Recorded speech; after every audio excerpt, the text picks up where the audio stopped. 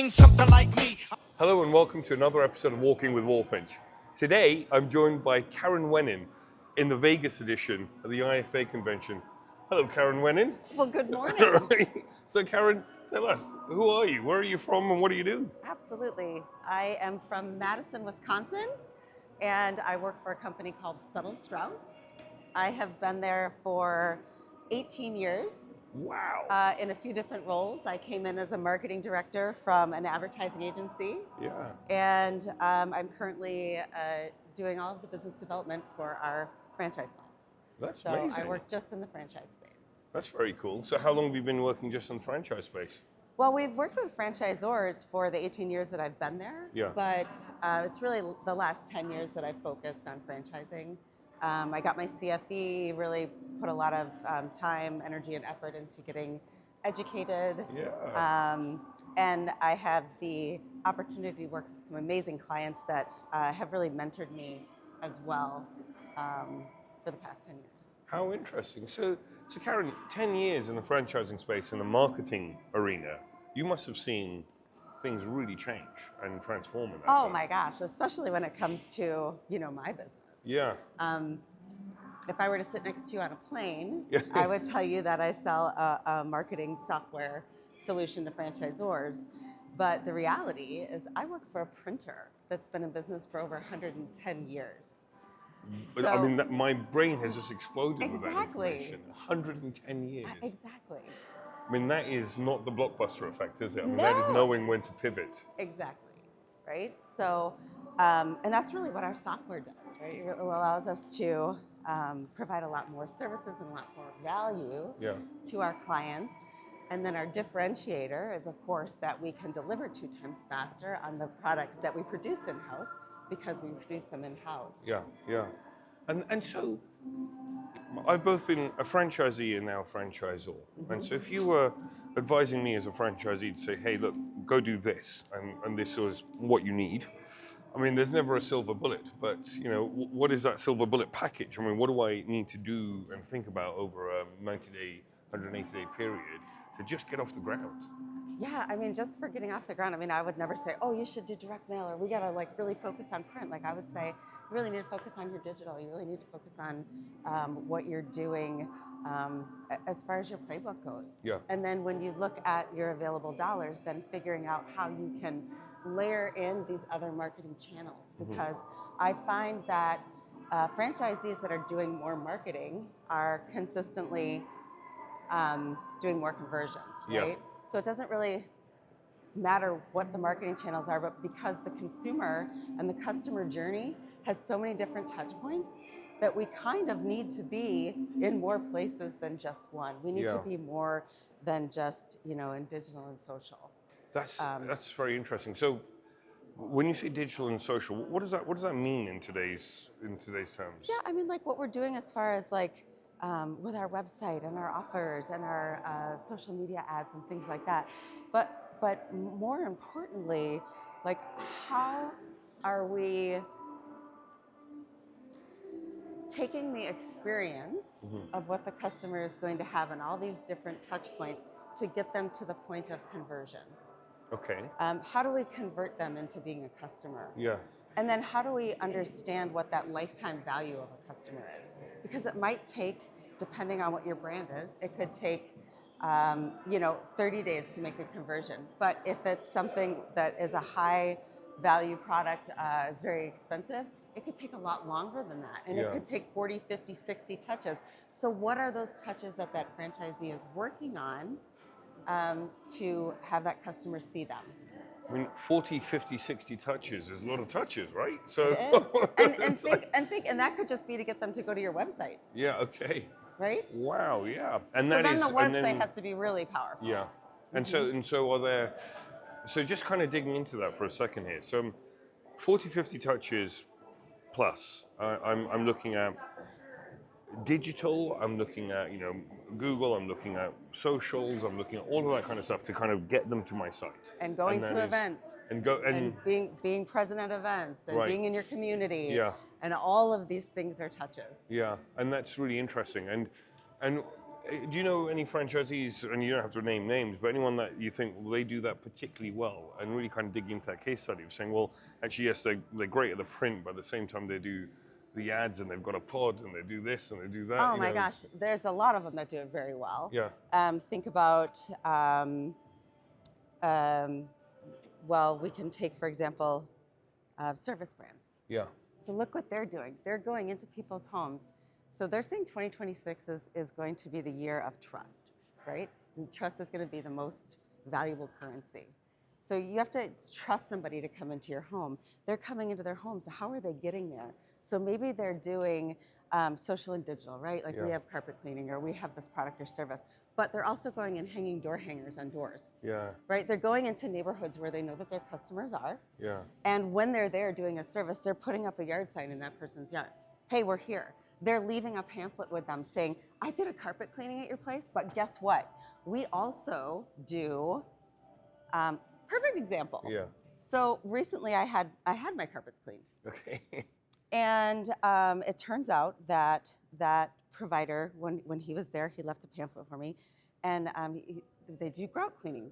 So guess what? I just recently had him back to clean my grout, but they did such an amazing job cleaning my grout and the tile that they came back again just last week, and they did a tile resealing for me.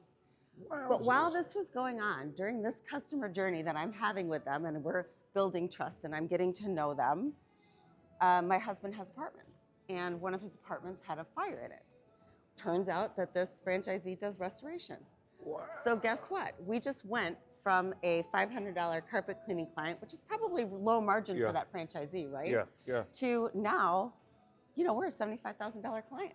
I mean, that is phenomenal, actually, isn't it? And it's really hard for franchisees to think about, like, what the lifetime value of a client is, right? And so why is that customer journey, and when they're with you, that customer experience so important to get, to the next I mean, that is job. just, I've got so many questions going through my mind right now. And I think one of the places I'm hanging all of these on is that customer experience, I think, because actually that's really what you're talking about here, aren't you? You're saying they've come in, you've believed in what they do, they haven't ripped you off, they turned up on time, they picked up the phone, they did a decent enough job, and then you've given them more and more business. Absolutely. And I think that, and actually sometimes we can go mad on, well, what is customer experience, and really kind of go down a rabbit hole. But actually sometimes it's as simple as picking up the phone after 3 rings, right? And it's just sort of saying, am I doing the basic stuff right?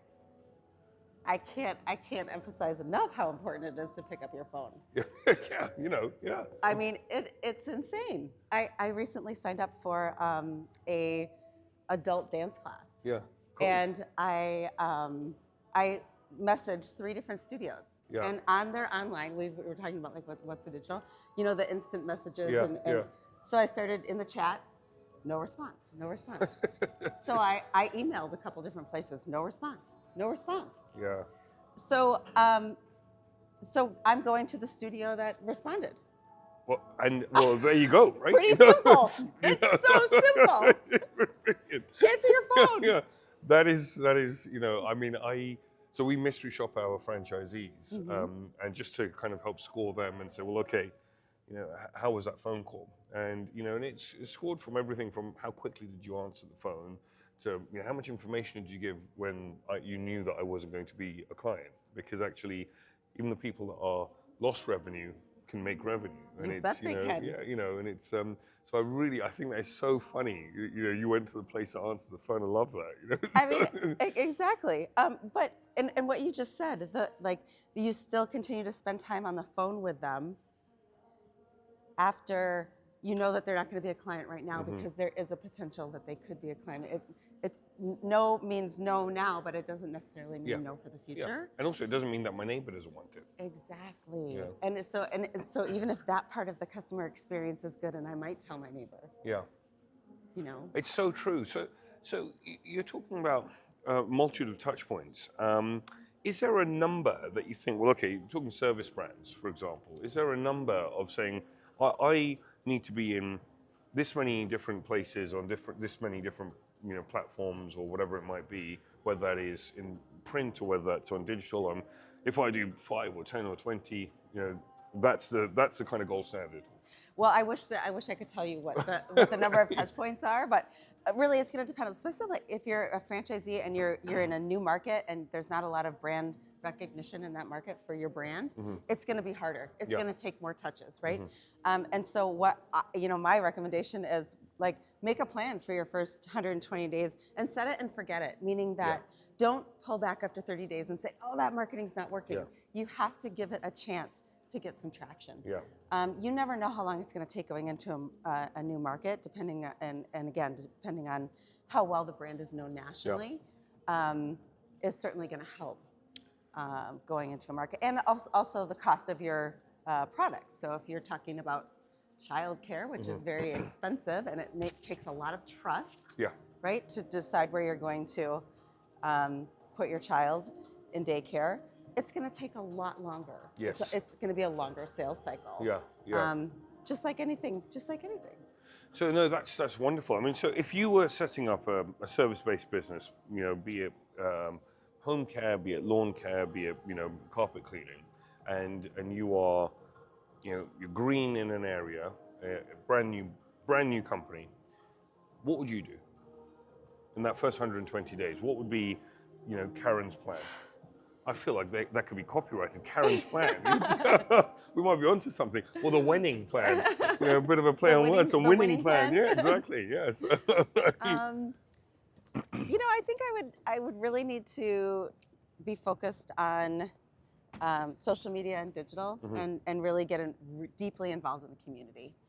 So that's attending community events. That's being known as a person in your community. That's joining BNI. That's joining some networking groups. I think that those things are really, really important, because that's where you're putting your business, and that's where you need to start building trust. And trust is what's going to allow somebody to come into your home. Trust is what's going to allow somebody to take care of you medically or take care of your children. So, and one thing I do love about print is people believe what they see in print, right? That's so true. Yeah. So we don't see enough of it actually anymore. I mean, it's true. I think people are concerned about what they should and shouldn't believe that they see online. Is it AI generated? Is it true? Is it not? And so that print does provide some really in-hand credibility, and does provide a good shelf life, right, in the home. So maybe I receive something in the mail and maybe I hang on to it. Maybe right now is not the right time to have my, I'm not doing my spring cleaning right now, or I'm not looking at daycare right now, but I might be looking at it in 6 months, and so I throw it in the drawer. Has a nice long shelf life that way. But again, if you're not picking up the phone when I do call, then it's irrelevant. Forget it. It's so true. Forget it. Yeah. I had this leaflet that came through the post ages ago. I mean, it must have been 18 months ago, maybe longer. And it was for a carpenter saying, I can come to your house and do stuff. Fix anything. Right? I was like, great. Sign me up. You're my guy. In fact, do it when my wife's not around until I did it. Right? And so I put this, in this little drawer, put this leaflet. I'm going to keep this. This guy's going to be super useful. 6 months go away, I kept checking it, still in the drawer. 6 months go away and more. So, hey, look, I want to put this whole shelving unit up and just build something into the house. I was like, I got a guy. It's pick up the phone, call the guy, doesn't pick up his phone. I was like, okay, no worries. It's a mobile number. He's obviously like a chap that works on his. I'll text him. No response. Left me on red, right? And I was like, come on. This is going to be an actually serious kind of project in the end. And you were supposed to here to put some IKEA stuff together, and it's brilliant, But it's just so true, and I think that it's the simplicity of it, I think, that I really love. Yes. Are we doing the basic stuff right? Because actually, yes, we can get all the right content and do the videos and have a podcast and whatever, but then we're not picking up the phone, and we've got a real problem. Right. So that's give me some food for thought. Thank you, Karen. So Karen, then to speak to franchisors, and you speak to a lot of franchisors. I do. So one of the things I hear time and time again and I really believe in is unit level economics for franchisees. I think that's really fundamentally that's where the whole thing sits. So my question to you is, how does a franchisor, whether they have a central fund or not, actually, how can they support a franchisee in both those instances to say, well, actually, here, this is what we need to be doing as a collaborative to help you drive? Sure. When people, I think, buy into a franchise, they're buying into, so many different things as far as like the process and operations and everything. They're also buying into the marketing, right? Yeah. So I believe that the franchisor really needs to have some sort of a marketing portal where the franchisees can go in and they can grab whatever assets that they need that are brand compliant, and then have the ability to customize and personalize those for their local market, right?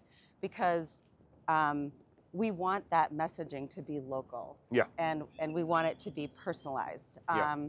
So I think that's really important, and it's really across all the marketing channels. So if they're doing social media and the headquarters has approved social media, the ability to say, choose an offer, Yeah. right? That's perhaps acceptable and allowed, but having the marketing available for them with guardrails.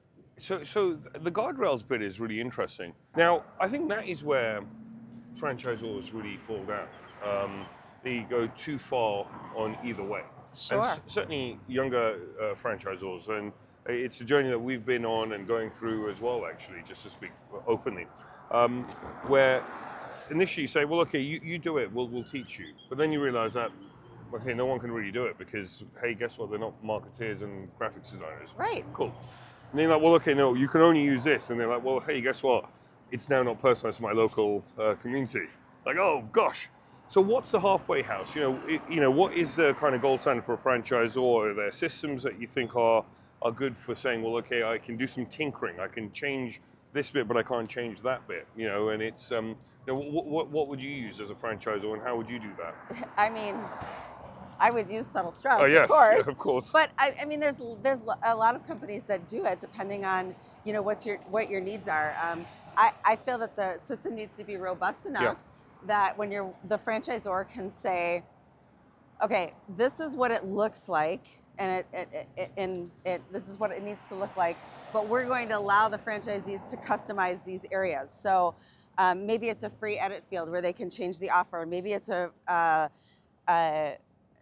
place where they can change the headline. Maybe it's not. Maybe all the offers are completely locked down and it's a drop-down menu, and they choose what that offer would be.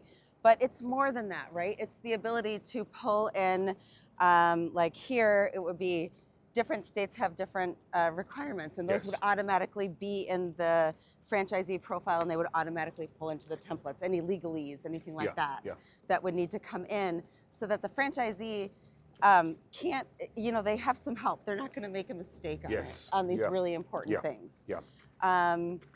And then obviously all their location-specific information, their hours, their pricing, whatever, all stored so that it automatically pulls within the template, but then they can customize areas that the franchisor allows. And it can be as locked down or as opened up as the franchisor wants it to be. Yes. So what we tend to see is we'll see franchisors that will be like, oh, it has to be this way. We're really concerned that they're going to do something on Instagram that's inappropriate. And we want to approve every single one of these. And so there's an approval process, right? Yeah. And then they'll come back like 3 weeks later and say, hey, guess what? We found out that our franchisees are incredibly responsible, and we'd like to really open this template up, and we would like to allow them to upload images from their computer, and we would like, so it can be as locked down or as open up as they wish. That's really very interesting, I think, and actually such a necessary thing within the franchising space. I think one of the, if you think about McDonald's, you can, as we walk past one, you can literally go to anywhere in the world. And Dan went to one yesterday, and saying, hey, look, does it still fit? Does it still feel the same? And I think, for me, that's fundamentally the whole thing. Even with a service brand, I want to be able to go around the country, go to a different branch or location, whatever it might be, and it needs to feel like the same thing. And I think that's what things like this, whatever the product is, Yes. will allow you to do. And it's really interesting. I think we've gone through a lot of education with franchisees, and I think that's super important. Of But at the same course. time, you want to be able to actually give them the finished product and say, let's make this super easy and simple for you. And so as a franchisor, what is your advice to franchisors to say, well, okay, you've got whatever the product is, Suttle-Straus or whatever Yes. it might be. Is there this is how regularly you should be adding, updating, and so on, and because there's a two-way responsibility here, right? Absolutely, and it's evergreen. So constant, making changes. But also depending on the brand, if it's an ice cream brand that I'm working with, they might have an offer that is dependent on what holiday is coming up, Yes. for example. Yeah. So we might see those marketing materials changing more frequently, or if there's a specific campaign coming. So it really depends.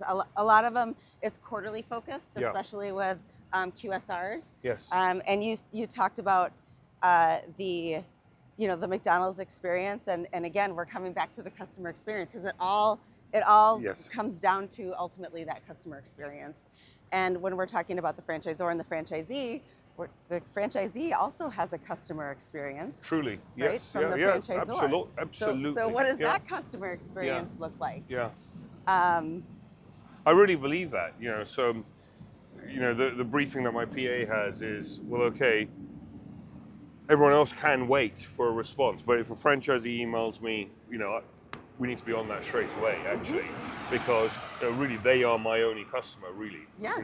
Everyone else is their customer. Yes. Right? But and I really believe that we need to.